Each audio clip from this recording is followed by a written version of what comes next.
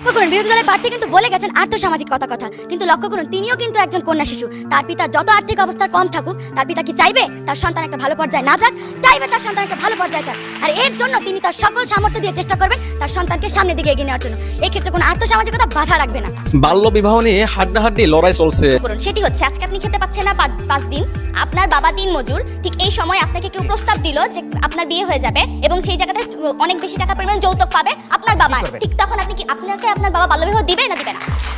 ধন্যবাদ আপনাকে। আপনার প্রশ্ন মানে স্পিকার লক্ষ্য করুন, বাবা যদি সচেতন হয় তাহলে সে তার মেয়ে বিয়ে দিবেন, এতে মেয়ের সম্মতি থাকুক বা না থাকুক। একে অপরকে কিভাবে হারানোর চেষ্টা করতেছে এই ভিডিও দেখুন, দেখলেই তা বুঝতে পারবেন। বাংলা একটা কথা আছে, আমার মেয়ে আমি বিয়ে দেবো, কে কি করবো। কিন্তু মানে স্পিকার লক্ষ্য করুন, বাংলা আরেকটাও কথা আছে, আমার মেয়ের সম্পর্কে সিদ্ধান্ত আমি নিব, কে কি সিদ্ধান্ত নেবে। এতে দারিদ্রতা কোনো ভূমিকা রাখতে পারে না। আরো লক্ষ্য করুন, তারা এখানে যে আর্থসামাজিক প্রেক্ষাপটটা দেখিয়ে গেছেন তার উপর কিন্তু ভিত্তি করে আমাদের সামাজিক অবস্থান টিকে নেই। আমাদের দৈনন্দিন প্রয়োজন হচ্ছে আমাদের অর্থ।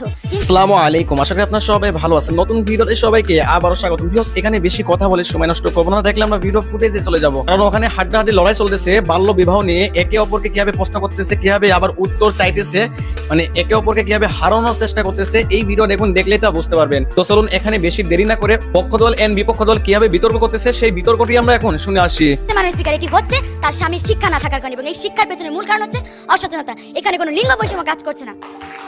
মানুষ স্পিকার লক্ষ্য করুন, বিরোধী দলের প্রার্থী কিন্তু বলে গেছেন আর্থসামাজিক কথা কিন্তু লক্ষ্য করুন তিনিও কিন্তু একজন কন্যা শিশু। তার পিতার যত আর্থিক অবস্থা কম থাকুক, তার পিতা কি চাইবে তার সন্তান একটা ভালো পর্যায়ে না যাক? চাইবে তার সন্তান একটা ভালো পর্যায়ে যাক। আর এর জন্য তিনি তার সকল সামর্থ্য দিয়ে চেষ্টা করবেন তার সন্তানকে সামনের দিকে এগিয়ে নেওয়ার জন্য। এই ক্ষেত্রে কোনো আর্থসামাজিকতা বাধা রাখবে না। মানুষ স্পিকার লক্ষ্য করুন, তারা আরো বলে গেছেন সচেতনতা। আমাদের এখানে কি মূল বিষয়টা হচ্ছে সচেতনতার অভাব। যে কিন্তু লক্ষ্য করুন যে সচেতন হওয়ার জন্য কিন্তু সচেতনতার নিয়মের দরকার, এবং সেই নিয়মটি হচ্ছে আমাদের পরিবার এবং আমাদের সমাজ, যা আমরা সমাজের বাইরে যেয়ে করতে পারবো না। এর জন্য আমাদের দরকার সমাজকে সচেতনতা, নাকি লিঙ্গ বৈষম্যকে ইঙ্গিত করা। ইনফরমেশনটি হচ্ছে তিনি আজকে বলছেন যে পরিবার যত বাধা আসুক, পিতামাতার ইচ্ছা থাকে সন্তানকে বড় করে তোলা, ঠিক এই জায়গাটিতে লিঙ্গ বৈষম্য কাজ করছে না বলছে। এবং মানুষ স্পিকার দারিদ্রতার কথা বলছে যে আর্থসামাজিক প্রেক্ষাপটে কোনো কাজ করছে না। লক্ষ্য করুন মানুষ স্পিকার, আপনি ভালো করে লক্ষ্য করুন, সেটি হচ্ছে আজকে আপনি খেতে পাচ্ছেন না 5 দিন, আপনার বাবা দিন মজুর, ঠিক এই সময় আপনাকে কেউ প্রস্তাব দিল যে আপনার বিয়ে হয়ে যাবে এবং সেই জায়গাতে অনেক বেশি টাকা পরিমাণ যৌতুক পাবে আপনার বাবা, ঠিক তখন আপনি কি আপনাকে আপনার বাবা বাল্য বিবাহ দিবে না দিবে না? ধন্যবাদ আপনাকে। আপনার প্রশ্ন মানে স্পিকার লক্ষ্য করুন, বাবা যদি সচেতন হয় তাহলে সে তার মেয়ে বিয়ে দিবেন, এতে মেয়ের সম্মতি থাকুক বা না থাকুক, মেয়ের সম্মতি থাকবে। বাংলা একটা কথা আছে, আমার মেয়ে আমি বিয়ে দেবো, কে কি করবো। কিন্তু মানুষ স্পিকার লক্ষ্য করুন, বাংলা আরেকটাও কথা আছে, আমার মেয়ের সম্পর্কে সিদ্ধান্ত আমি নিব, কে কি সিদ্ধান্ত নেবে। এতে দারিদ্রতা কোনো ভূমিকা রাখতে পারে না। আরো লক্ষ্য করুন, তারা এখানে যে আর্থসামাজিক প্রেক্ষাপটটা দেখিয়ে গেছেন তার উপর কিন্তু ভিত্তি করে আমাদের সামাজিক অবস্থান টিকে নেই। আমাদের দৈনন্দিন প্রয়োজন হচ্ছে আমাদের অর্থ, কিন্তু আমাদের মানবিকতার প্রয়োজন আমাদের সচেতনতা। এর উপর ভিত্তি করে আমরা আজকে টিকে আছি, এর উপর ভিত্তি করে আমরা অবস্থানে পরিবর্তন করতে পারছি। আমাদের উচিত আমাদের অবস্থানে পরিবর্তন করার জন্য সচেতন হওয়া, নাকি আমাদের দারিদ্রতাকে ইঙ্গিত করে বসে থাকা।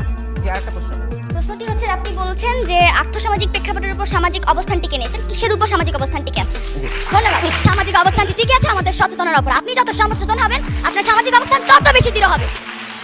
স্পিকার আরো লক্ষ্য করুন, তিনি কিন্তু এখানে বাড়ি বাড়ি সচেতনতার কথা বলে যাচ্ছেন, কিন্তু এই সচেতনতার জন্য তিনি কি প্রয়োগ করবেন, আর্থসামাজিক অবস্থার উন্নয়নের জন্য তিনি কি প্রয়োগ করবেন? তার মানসিক বুদ্ধি, তার সচেতনতা। কারণ একজন মানুষের সচেতনতাই পারে তার আর্থিক অবস্থানকে উন্নত করতে, নাকি তার দায়বদ্ধতা। স্পিকার আরো লক্ষ্য করুন, তিনি এখানে যে বিষয়টি প্রয়োগ করছেন, এখানে কিন্তু তিনি বাড়ি বাড়ি আর্থসামাজিক আইনের কথা বলে গেছেন। আর্থসামাজিক অবস্থা কিন্তু আইন ব্যতীত উন্নত হতে পারে না, এর জন্য আমাদের উচিত। কিন্তু লক্ষ্য করুন স্পিকার, এই যে আইনের কথা আমরা বলছি, তিনি মাত্র বলেছেন যে আর্থসামাজিক প্রেক্ষাপট দ্বারা আমরা আইনকে বারবার ইঙ্গিত করেছি, তিনি সরাসরি মিসকোট করেছেন। আমাদের বক্তব্যে এমন কোনো কথা ছিল না। তিনি বলছেন আপনারা বারবার আইনের কথা বলছেন, বা আপনারা আমাদের বক্তব্যে ধরনের কথা ছিল। আইনের কথা বলি, আমি বলেছি আর্থসামাজিক আইন। আর্থসামাজিক আইন বলতে কি বোঝায়? আর্থসামাজিক আইন বলতে বোঝায় আপনি আপনার জীবন সম্পর্কে কে সিদ্ধান্তটা নিচ্ছেন, ঠিক এইটাই বোঝায়। আপনার জীবনের নির্দিষ্ট কিছু আইন এবং নির্দিষ্ট কিছু উজ্জ্বল নিজস্ব কিছু যুক্তি আছে, আর সেই যুক্তিটাকে বোঝানোর জন্য, ইঙ্গিত করার জন্য আমি আইনের কথাটি উল্লেখ করেছি। এখানে কোনো সমাজের আইন কথা বলা নেই, এখানে আপনার জীবনের আইনের কথা বলেছে, যেটা আপনার হাতে নিয়োজিত। স্পিকার উনি এখানে আমি বলবো যে সচেতনতা। আপনি লক্ষ্য করুন যে আমরা যদি সামগ্রিকভাবে সচেতন হই তাহলে কিন্তু আমরা বাল্যবিবাহ রোধ করতে পারবো, এবং এর জন্য আমাদের প্রয়োজন আমাদের পরিবারের প্রত্যেকটি কন্যা শিশুকে সুশিক্ষায় শিক্ষিত করা। কারণ আমরা যখন সুশিক্ষায় শিক্ষিত করবো তাদেরকে, তখনই আমরা বুঝতে পারবো যে একটা কন্যা শিশু আমাদের জন্য কত মূল্যবান, আর তার জীবনের বাল্যবিবাহ আসলে কতটা অভিশাপ স্বরূপ।